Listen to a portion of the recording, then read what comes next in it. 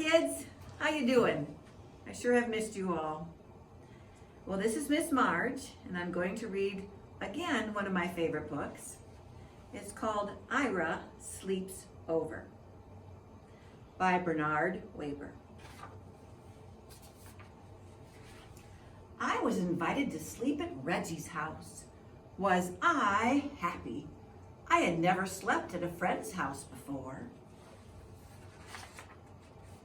But I had a problem. It began when my sister said, "Are you taking your teddy bear along?" "Taking my teddy bear along," I said, "to my friend's house? Are you kidding? That's the silliest thing I ever heard. Of course I'm not taking my teddy bear." And then she said, "But you never sleep without your teddy bear before. How will you feel sleeping without your teddy bear for the very first time?" I'll feel fine. I'll feel great. I will probably love sleeping without my teddy bear. Just don't worry about it, I said.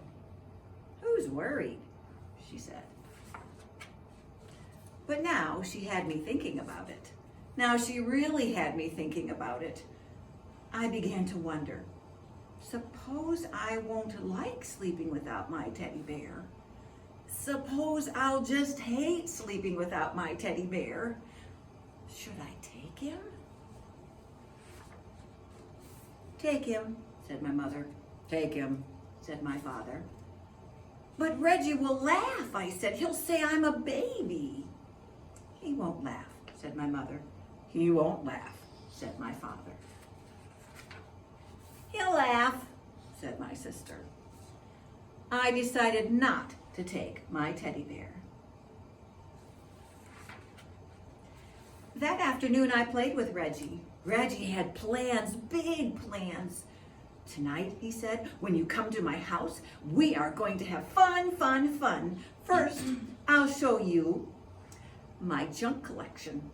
And after that, we'll have a wrestling match. And after that, a pillow fight. And after that, we'll do magic tricks. And after that, we'll play checkers. And after that, we'll play dominoes. And after that, we can fool around with my magnifying glass." "Great," I said. "I can hardly wait." "By the way," I asked, what do you think of teddy bears?" But Reggie just went on talking and planning as if he had never heard of teddy bears. "And after that," he said, "do you know what we can do after that? I mean, when the lights are out and the house is really dark, guess what we can do?" "What?" I asked. "We could tell ghost stories." "Ghost stories?" I said. "Ghost stories," said Reggie. "Scary, creepy, spooky ghost stories." I began to think about my teddy bear. "Does your house get real dark?" I asked. "Uh-huh," said Reggie. "Very, very dark?" "Uh-huh," said Reggie. "By the way," I said again, "what do you think of teddy bears?" Suddenly, Reggie was in a big hurry to go someplace. "See you tonight," he said. "See you," I said. I decided to take my teddy bear. "Good," said my mother. "Good," said my father. But my sister said, "What if Reggie wants to know your teddy bear's name? Did you think about that? And did you think about how he would laugh and say Tata is a silly baby name, even for a teddy bear?" "He won't ask," I said. "He'll ask," she said. I decided not to take my teddy bear.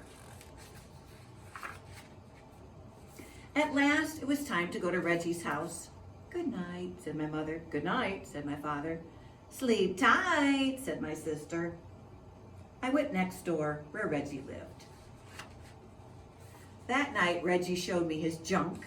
He showed me his flashlight, his collection of bottle caps, a chain made of chewing gum wrappers, some picture postcards, an egg timer, jumbled goggles, a false nose and mustache, and a bunch of old rubber stamps and labels from his father's house.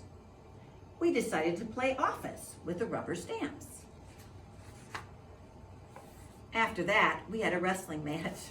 And after that, a pillow fight. And after that, Reggie's father said. "Bedtime." "Already?" said Reggie. "Already," said his father. We got into bed. "Good night," said Reggie's father. "Good night," we said. Reggie sighed. I sighed. "We can still tell ghost stories," said Reggie. "Do you know any?" I asked. "Uh-huh," said Reggie. Reggie began to tell a ghost story. "Once there was this ghost, and he lived in a haunted house, only he did most of the haunting himself. This house was empty except for this ghost because nobody wanted to go near this house. They were so afraid of this ghost. And every night, this ghost would walk around this house and make all kinds of clunky creaking sounds. Ah-room, ah-room, like that. And he would go around looking for people to scare because that's what he liked most to do, to scare people. And he was very scary to look at. Oh, was he scary to look at." Reggie stopped. "Are you scared?" he asked. "Uh-huh," I said. "Are you?" "What?" said Reggie. "Are you scared?" Just a minute," said Reggie. I have to get something." "What do you have to get?" I asked. "Oh, something," said Reggie.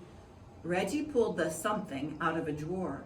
The room was dark, but I could see it had fuzzy arms and legs and was about the size of a teddy bear. I looked again. It was a teddy bear. Reggie got back into bed. "Now, about this ghost," he said. "Is that your teddy bear?" I asked. "What?" said Reggie. "Is that your teddy bear?" You mean this teddy bear?" "The one you're holding," I said. "Uh-huh," Reggie answered. "Do you sleep with him all the time?" "What?" said Reggie. "Do you sleep with him all the time?" "Uh-huh." "Does your teddy bear have a name?" "Does your teddy bear have a name?" I said louder. "Uh-huh," Reggie answered. "What is it?" "You won't laugh," said Reggie. "No, I won't laugh," I said. "Promise." "I promise." "It's Foo-Foo." "Did you say Foo-Foo?" "Uh-huh," said Reggie. "Just a minute," I said. "I have to go get something." "What do you have to get?" Reggie asked. "Oh, something," I answered. The next minute, I was ringing my own doorbell. The door opened. "Ira," everyone said. "What are you doing here?" "I changed my mind," I answered. "You what?" said my mother. "You what?" said my father. "You what?" said my sister. She was still up. "I changed my mind," I said. "I decided to take Tata after all." I went upstairs. Soon I was down again with Tata. My sister said, "Reggie will laugh. You'll see how he'll laugh. He's just going to fall down laughing." "He won't laugh," said my mother. "He won't laugh," said my father. "He won't laugh," I said. I came back to Reggie's room. "I have a teddy bear too," I said. "Do you want to know his name?" I waited for Reggie to say, "Uh-huh," but Reggie didn't say, "Uh-huh." Reggie didn't say anything. I looked at Reggie. He was fast asleep. Just like that, he had fallen asleep. "Reggie, wake up," I said. "You have to finish telling the ghost story." But Reggie just held his teddy bear closer and went right on sleeping. And after that, well, there wasn't anything to do after that. "Good night," I whispered to Tata, and I fell asleep.